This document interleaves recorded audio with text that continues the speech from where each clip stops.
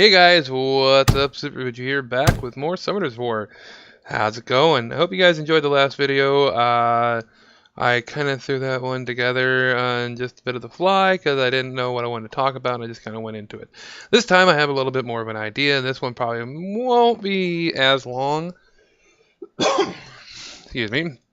What I wanted to talk about is just a little bit of the dungeon stuff. Most importantly, the story-based dungeons, which are a lot of these up here, all the way over, laggy, all the way over to, way over here to the Chiruka Remains. That's the final stage.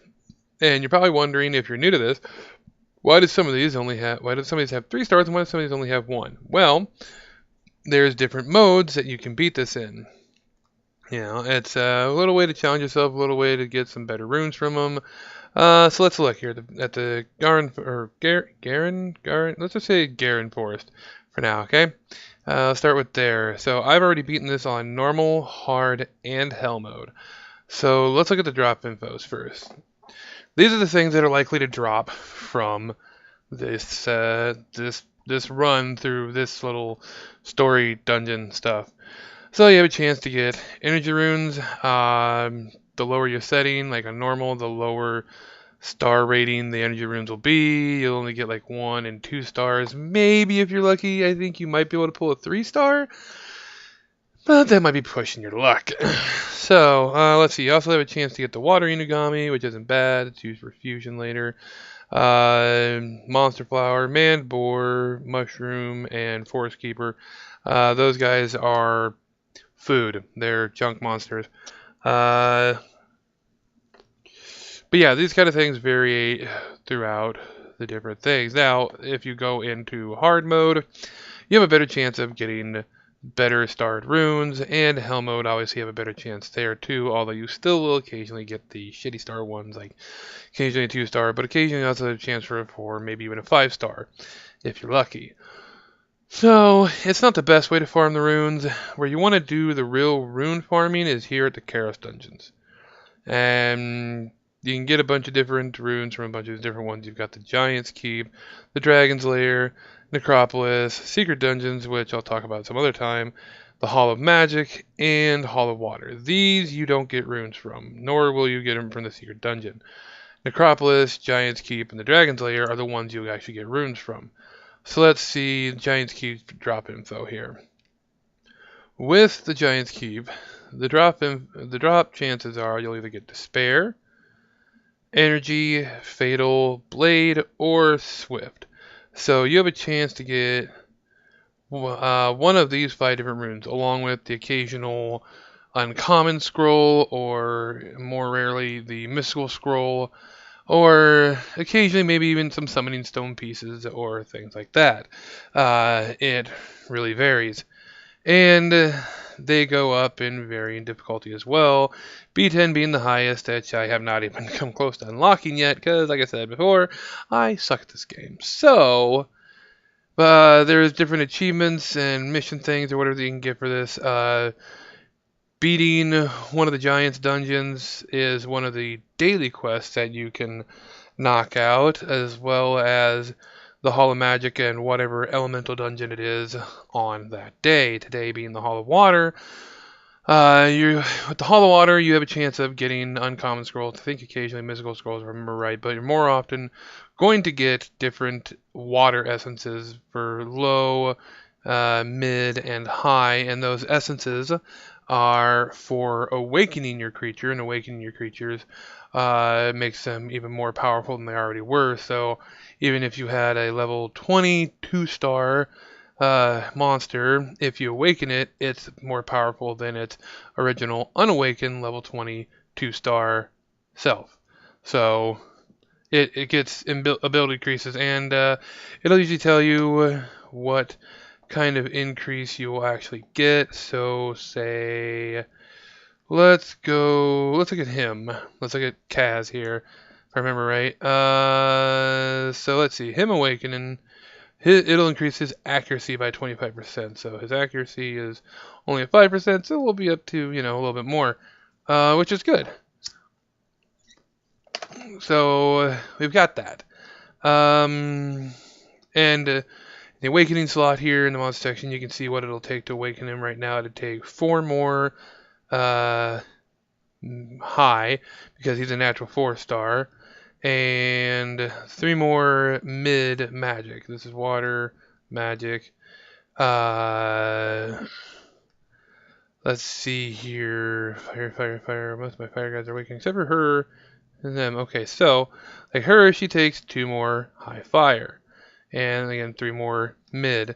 And it can vary, like he only takes 10 high fire, so we could actually awaken him as soon as we get 3 more mid magic. These are mostly natural 4-stars. This guy doesn't show his. Let's see. Let's go look at something a little. Okay. Meet Grago. Grago is a light golem who's originally a 3-star. Now, instead of, like, let's see, okay, for all of them, it'll say greatly increases basic stats, becomes a special monster, they become a monster with a name. In his case, he also gets a new passive ability. The inflicted damage of one attack won't exceed 20% of max HP, so not bad. Actually, that's more than not bad. It's pretty good, really.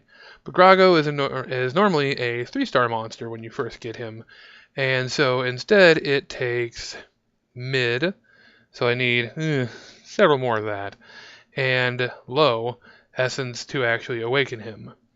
More often than not, you're going to get a lot of low essences, an okay amount of mid, and high can be downright brutal sometimes to get your hands on, especially if you're not in the higher dungeon levels. So, in my case, I think I can capably do B6 of light and water. I've done B7 of water, but that was god-awful and painful, and I can show you my B6 run, but that's a very long run. But, yeah, so, but I'm not here to do these today. I'm here to show you something that you get after you've managed to beat all of these all the way to the Chiruka Remains on normal mode, and that is this right here, the Dimensional Rift. Now, the Dimensional Rift will vary from day to day on which of these normal places it'll end up on. Its difficulty varies in that aspect too, so say it's in, well, Mount Sis here, or Garen Forest, or even Mount White Dragon. In these areas, they're, especially when you're at the level I'm at, especially when you've got creatures at the level that mine are at, it's a little bit more easier, actually it's a lot more easier to go through these different dungeons on hell mode even. So it's a lot more advantageous to have the rift in some of these lower areas, because if you don't think you're capable of doing it on hard mode in one of the later dungeons, then you can definitely run it on hard mode in here. Now, for the sake of being able to knock out all 3 of them, I'm going to run this on normal mode this time, because I also want to swap up my creatures. This is kind of what I'm running with now. This is a good way. You get a lot of experience and a lot of money in general for this, and you get more for doing it in hard mode. So this is a way that I use to help level up creatures that I want to build up. So right now we've got a few different creatures that we need to build up, and I'm not entirely sure how this is going to go because I haven't tested this yet. So we're going to take, we don't need him in leadership. What does his leadership do real quick? Increases the attack power of ally monsters in the arena by 33%. So he's a good arena guy to use too. But we don't want him as leader. Who do we want? Do we have anybody we want to put as leader? Oh wait, we didn't want to get rid of the samurai either. I'll have to put him back in.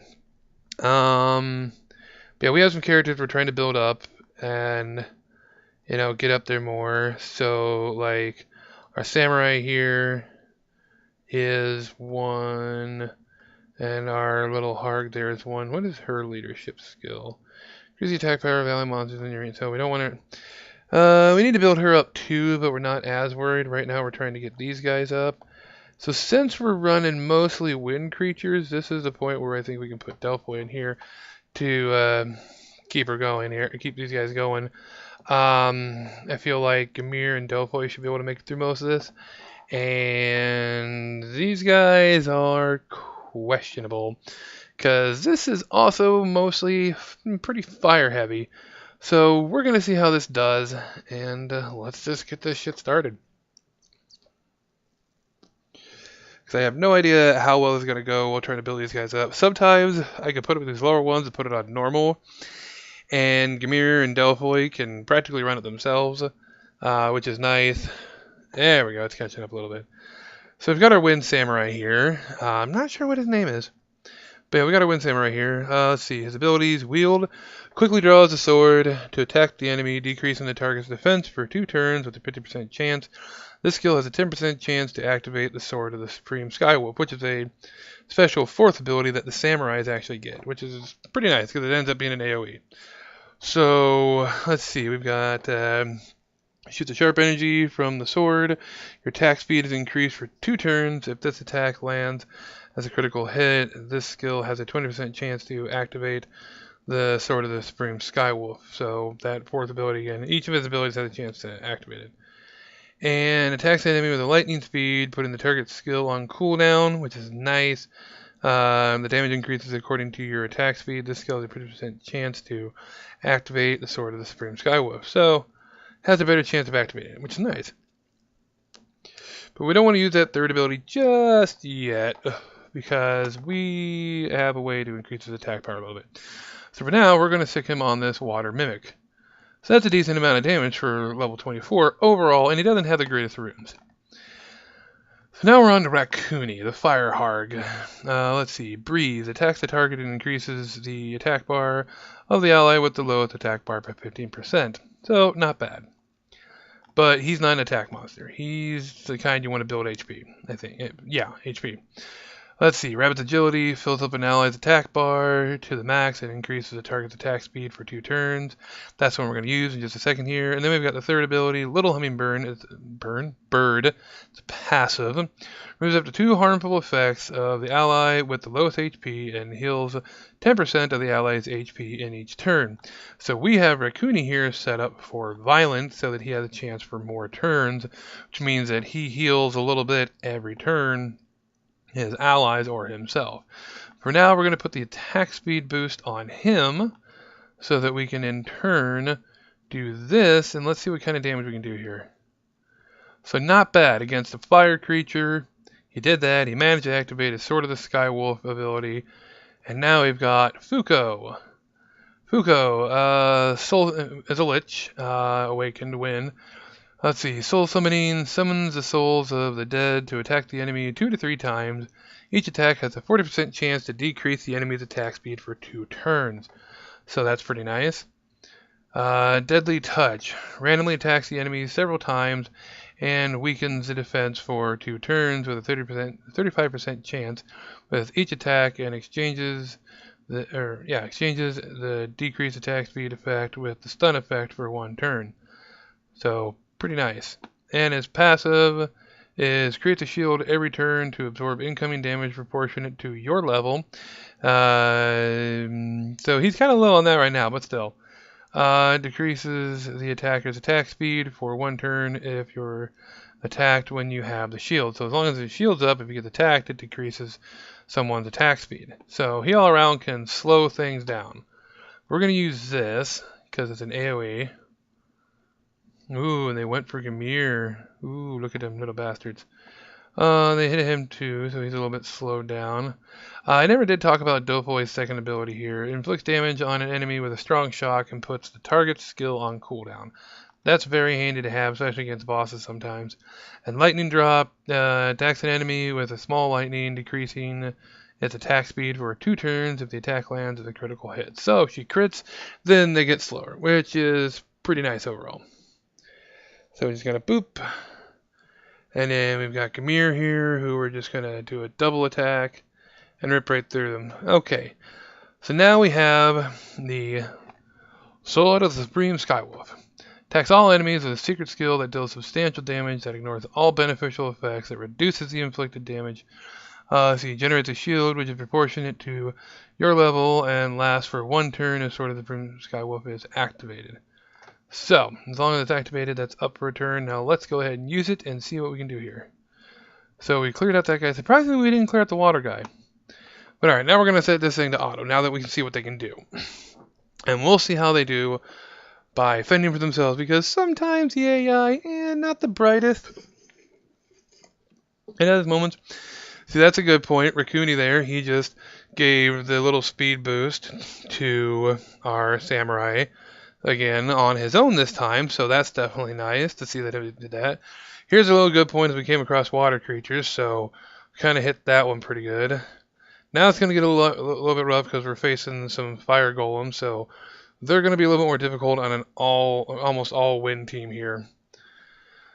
But luckily we have Delphi who can heal a decent amount. We have Raccoony who can heal, every so often, or every time he gets to take a turn.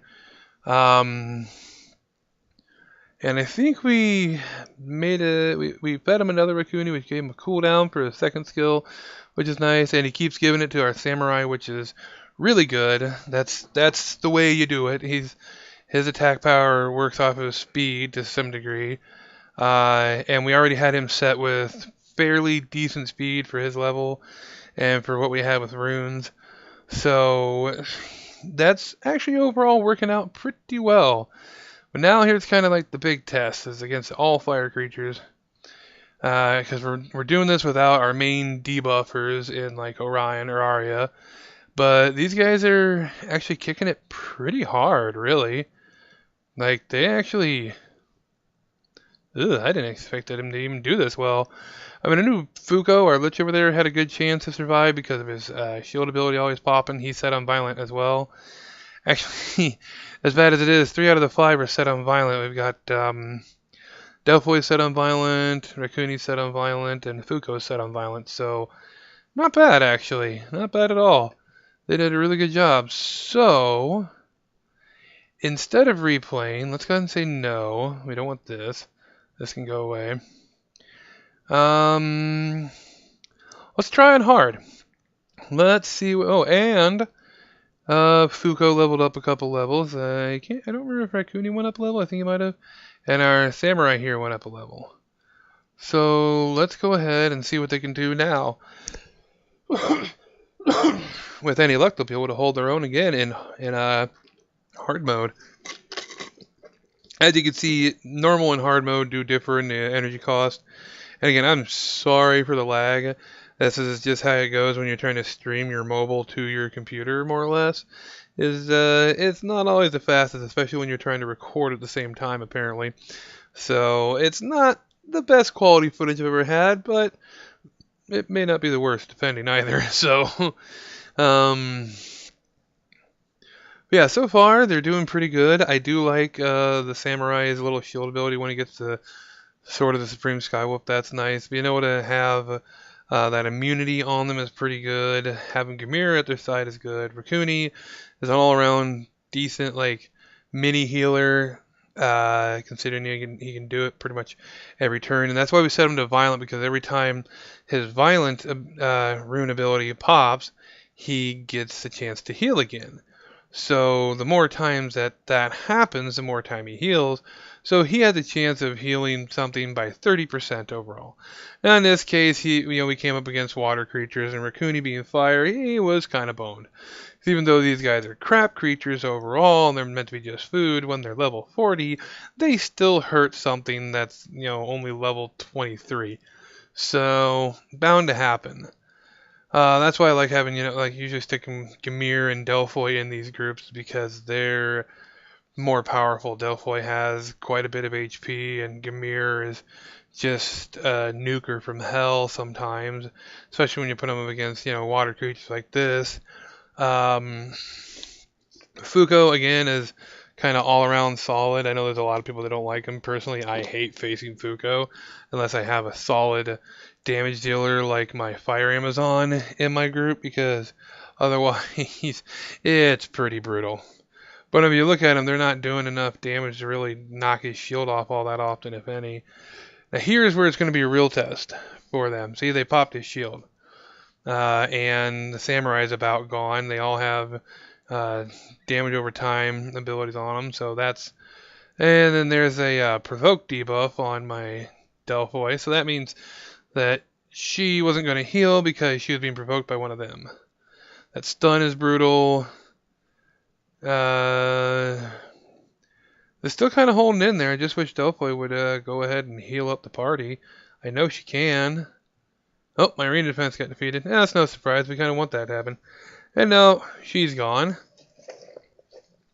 That's the problem. Is sometimes the AI just refuses to heal when they have the chance. Or they do it at the worst possible time. Alright, let's do something else here real quick. Here's another good thing you can do in battles. Even when you're autoing, you can still have a little bit of control over how things go. This can be handy in actual boss dungeons and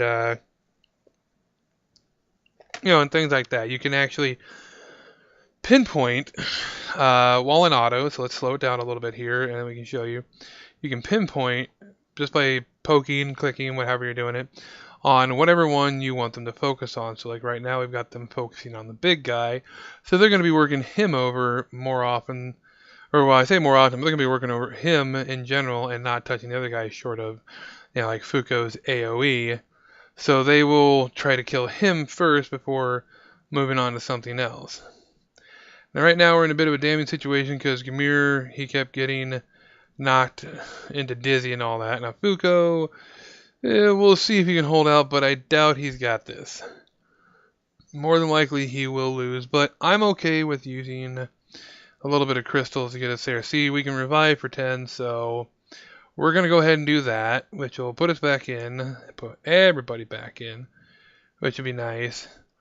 So we can go ahead and just boom, because in the end, we don't really want to waste the effort we put in to this and, lose the experience and things like that. So, also, it's just a good way of showing things off. I have enough crystals that I can get away with just doing that for this one time. But we've also learned an important lesson that these guys cannot do this on hard mode, so they're just going to have to push through an easier time on easy mode. Now, if this was on the next area, the Mount Ragon, I think it was, then they'd have a much easier time, except for Rakuni, because that's pretty heavy on the water creatures. So, whereas, like I said, before, in my previous video, wind is strong over water. So, now let's see here. We got Rakuni to level up, and we got Fuko to level up. So that's nice. Rakuni's 24 now. Fuko, not sure. No, we're not going to replay that one. Not like that. We're going to go back to normal. And yeah, so Fuko's up to 14, which is good. I 5-starred him about a week ago, I think, but I haven't really... it was about a week ago, I think, but I haven't really taken the time to build him up the rest of the way like I wanted to. Mostly because I got distracted by trying to build up fusion monsters. And that's something I think I'll go into by the end of this video. Let's just do one more run on normal mode, and this should go a lot better. But I can talk about fusion just a little bit here. Fusion is basically, there's different collections of monsters that you can get your hands on. Some easier than others, because some you can farm from this place or that place, but others not so easy.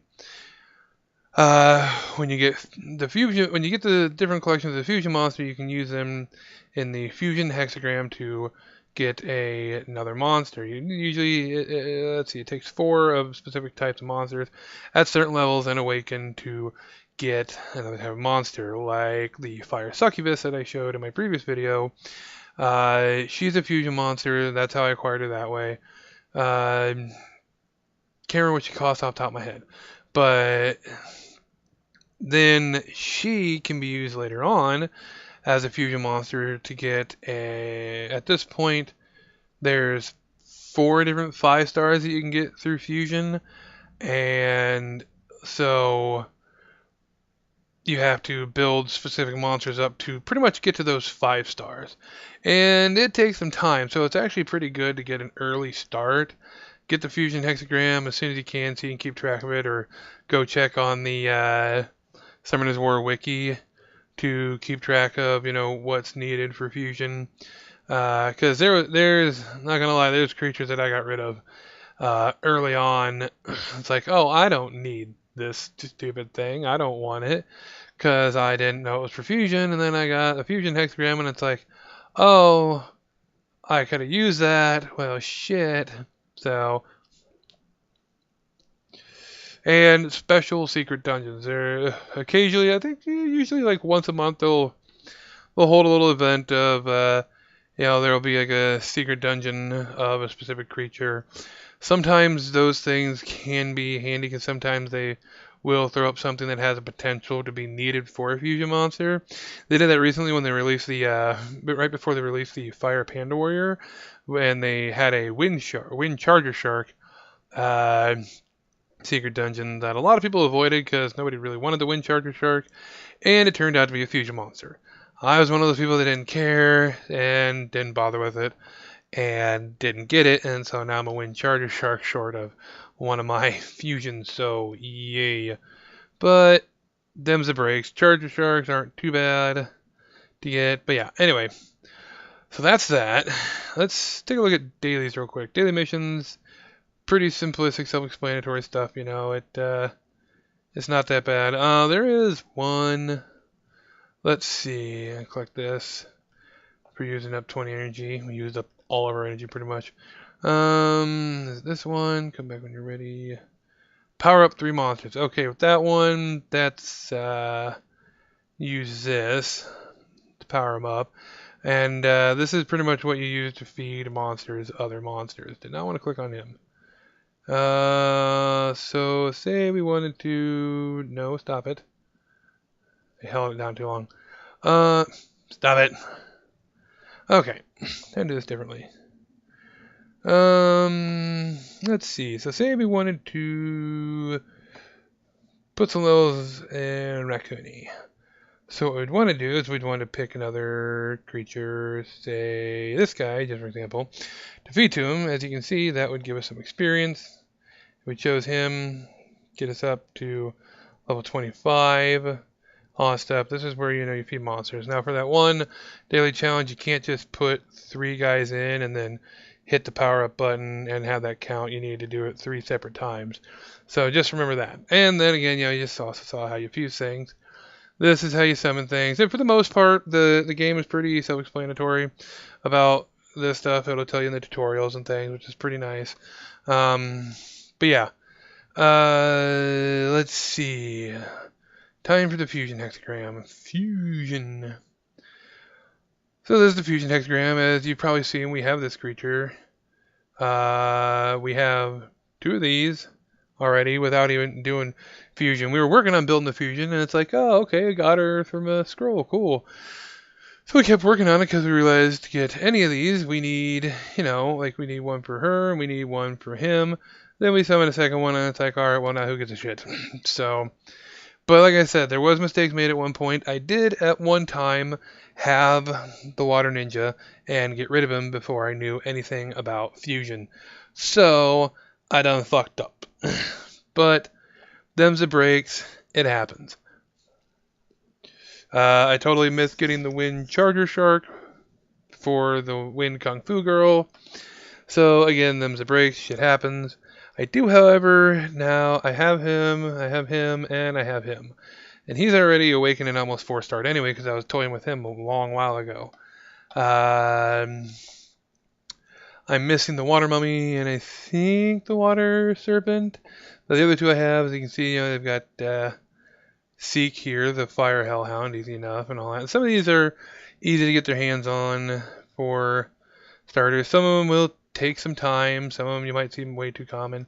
And some of them have 2 stars, like the Water Pixie here is a 2-star. Easy enough to get your hands on. Then you got things like for this guy, you've got the Dark Yeti, which is, I think, compared to his other version counterparts, he's a Nat 3, compared to the other 2 being a Nat 2.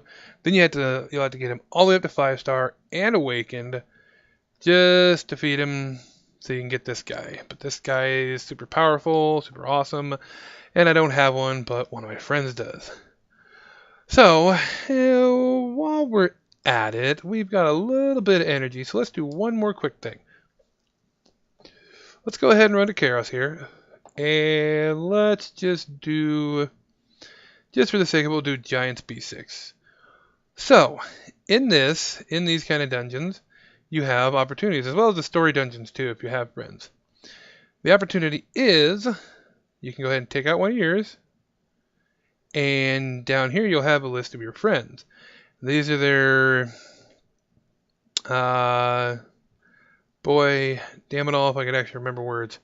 These are the these are like their monsters that they have set for their, that you as a friend can use. So let's go to someone that people will recognize. Let's go to Ted's. Now he's got a nice level 40 awakened Fire Lich with all of his abilities actually maxed, which is really nice. Got the Vampiric and Blade set, so Blade, that increases his crit rate, which is nice. Vampire, we've gone over, gives you a life drain. Let's see, Sinkhole inflicts damage to all enemies with a hole that consumes souls and recovers by 50% of the inflicted damage. So 50% of the damage, he already recovers his HP, plus the 35%, so he's, getting there. Absorbs the enemy's attack gauge by 15% and 15% chance for each attack. So that's really nice. And then the soul summoning, I think, is the same as the wind one. Some of the souls of the dead to attack the enemy 2 to 3 times. Each attack has a 40% chance to decrease the enemy's attack speed for 2 turns. And the leadership skill of increases the critical rate of ally monsters in the arena by 24%. So his speed isn't great, but his attack is pretty damn good overall. His overall crit rate is pretty good, 50%. That's not bad, really. Crit damage is 50%. So resistance is surprisingly 48. Yeah, okay. He's got maxed out plus 15 6-star Vampiric rune. That has some okay substats. I'm guessing he probably got it as a white rune from the shop, which is fine because it's a matter of take what you can get until you can really get up to those higher dungeons. Even then, it's kind of a take what you can get as long as it fits the slot. So this is a guy you want to be more based on attack percent. So you can see he doesn't have some of the greatest runes, but Vampire is one of the more difficult ones to get. So the fact that he has that rune as well as this rune is overall, and this rune is overall pretty nice, really. So we're going to throw him into the fray, and when we use this will give them some social points, and social points are just a good way to, give points to your friends. You get points for every 100 social points you have, you can use to summon something like you were summoning from an unknown scroll, pretty much. So it's not, it's not the most important thing to do, but it helps you keep friends. And as you can see, his guy does some pretty good damage overall. He can rip through things. So that Fire Lich is actually pretty amazing. And so the good thing, I've got him on my team and not the enemies. Though if you go far enough in the Necropolis, I'm sure you could face something just as powerful as and an actual Fire Lich as well. These specific dungeons, like the Necropolis and the Giants and the Dragons, you'll have 5 rounds to go through. You'll have a mid-boss in each of them. I really hate it when my team doesn't think about it and do it right when they're on auto and they don't just take out the mid-boss. Instead, they always go for like the side guys. Because if you take out the mid-boss, then the 2 side guys you don't have to worry about. You just proceed on to the next level. Though the more things you take out along the way, the more money you get overall out of it too. So it's kind of nice in a way if you're really hurting for stuff. But otherwise, it's not all that important. But yeah, as far as like the element dungeons and things like that, you don't have to worry about bosses or mid bosses and things like that. It's only 3 rounds, I think, or 3 stages, I should say. And here we go. Here's the big bad, the Light Giant. So, and yeah, if you want to learn more about the giants and things like that, there's different strategies out there. I don't usually use a lot of those strategies. I just kind of go in and do what I can. I know I should strategize more with some of these things other than just, hey, this creature looks like it'll do a lot of damage.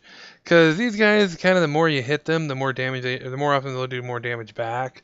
kind of thing. You can see a little counter up on the right go up every time they get hit. So once that hits 7, they can hit again with that attack, and it hits hard. So you kind of want things that do like massive damage all at once instead of like Gamir or the Fire Lich there that hit multiple times with some of their attacks and things like that.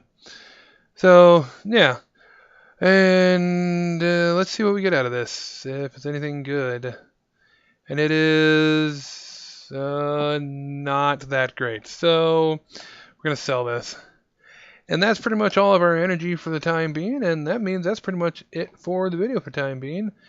I think next time we'll probably do some arena and maybe some guild battle. I was gonna do a guild battle this time, but it's kind of rough. So, in the meantime, hope you guys enjoyed. Sorry about the lag, I know. And I'm recording this the same day I recorded the first one, so we're gonna see what we can get to about fixing things up just a little bit in the future, hopefully near future. And yeah, let's check the magic shop real quick, see if there's anything in there. This refreshes every hour, by the way. And that is okay, but it's white, so I'm not going to really worry about it. I'll only buy it if it's 6-star, even if it's white.